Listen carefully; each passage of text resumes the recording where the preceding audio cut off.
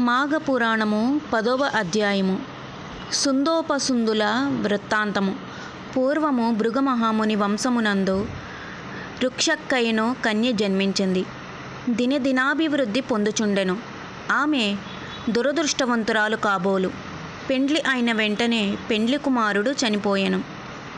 రుక్షక తన దురదృష్టమునకు దుఃఖించి విరక్తితో ఇల్లు విడిచి గంగానది తీరమునకు పోయి ఆశ్రమము నిర్మించుకొని శ్రీమన్నారాయణు గూర్చి తపస్సు ప్రారంభించెను.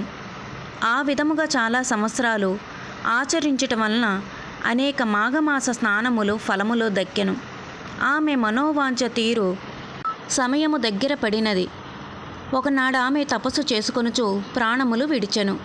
ఆమె చాలా సంవత్సరములు వైకుంఠములో నుండి తరువాత బ్రహ్మలోకమునకు పోయెను. ఆమె మాఘమాస వ్రతఫలము కలిగిన పవిత్రురాలగుటచే బ్రహ్మదేవుడామెను సత్యలోకములో దేవకార్యములు తీర్చుటకు అప్సర స్త్రీగా చేసి తిలోత్తమ అను పేరుతో సత్యలోకమునకు పంపెను.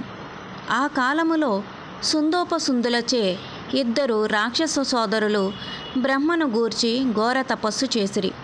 వారి తపస్సు యొక్క ప్రభావమునకు బ్రహ్మదేవుడు ప్రత్యక్షమై, ఓయి మీకేమి కావలియునో కోరుకొనుము అని అనగా, స్వామి మాకు ఇతరుల వలన మరణము కలుగుకుండనట్లు వరమిమ్ము అని వేడుకొనగా, బ్రహ్మ అటులనే ఇచ్చితిని అని చెప్పి అంతర్ధానమయ్యను.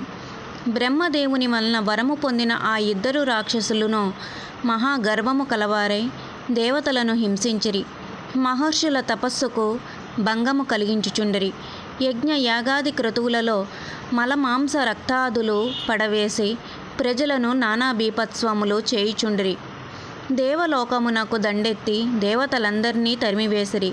ఇంద్రుడు మొదలగు దేవతలందరూ సత్యలోకమునకు వెళ్ళి బ్రహ్మను వేడుకొని, మహానుభావ, సుందోపసుందులచే రాక్షసులకు మీరిచ్చిన వరములతో గర్వము కలవారే తపశ్శాలురను బాధించుచు దేవలోకమును వచ్చి మమ్మందరినీ తరిమి చెరసాలలో పెట్టి నానా బీభత్సము చేయుచున్నారు. కాన వారి మరణమునకు ఏదైనా ఉపాయము ఆలోచించు మని ప్రార్థించిరి.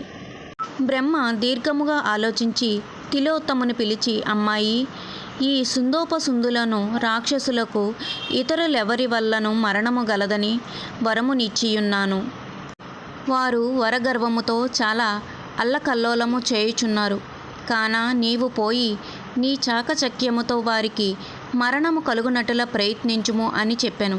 తిలోత్తమ బ్రహ్మదేవుని నమస్కరించి సుందోపసుందులు ఉన్న అరణ్యమును ప్రవేశించెను.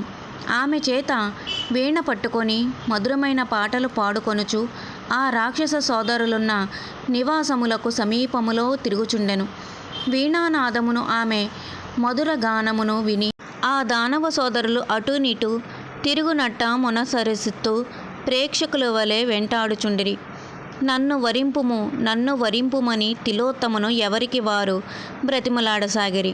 అంతటా నా తిలోత్తమ, ఓ రాక్షసాగ్రేసురులారా, మిమ్ములను పెండ్లి ఆడుట నాకు ఇష్టమే. మీరిద్దరూ నాకు సమానులే. నేను మీ ఇద్దరి ఎడల సమాన ప్రేమతో ఉన్నాను. కానీ ఇద్దరినీ వివాహమాడుట సాధ్యం కానిది. కానీ నా కోరిక ఒకటి ఉన్నది. అది ఏమనగా, మీ ఇద్దరులో ఎవరు బలవంతులో వారికే నేను సొంతము కాగలను అని చెప్పెను. ఆమె మాటలకు సుందోపసుందులకు పౌరుషములు వచ్చినవి. మీసములు మెలిపెట్టి, నేను బలవంతుణ్ణనగా నేను బలవంతుణ్ణని ఇద్దరూ తొడలు కొట్టుకొనిరి, గ్రుద్దుకొనిరి, మల్ల యుద్ధము చేసిరి. ఇక పట్టుదల వచ్చి గదలు పట్టిరి, మద్దరాలనెత్తిరి, దెబ్బకు దెబ్బ కొట్టుకొనుచుండిరి. వారి పోరాటము 2 పర్వతాలు ఢీకొన్నట్లుగా ఉన్నది. మేఘాలు ఉరిమినట్లుగా అరుచుచూ భయంకరంగా యుద్ధము చేసిరి. గదా యుద్ధము తరువాత కత్తులు దూసిరి. ఆ కత్తి యుద్ధములో ఒకరి ఖడ్గము మరొకరికి తగిలినందున 2 తలలు తెగి కింద పడినవి. 2 చనిపోయిరి. తిలోత్తమును దేవతలు దీవించిరి. ఆమె బ్రహ్మ కడుకు పోయి జరిగినదంతా తెలియపరచగా బ్రహ్మ సంతోషించి, తిలోత్తమ, నీవు మంచి కార్యము చేసితివి. నీ వలన సుందోపసుందులు మరణించిరి.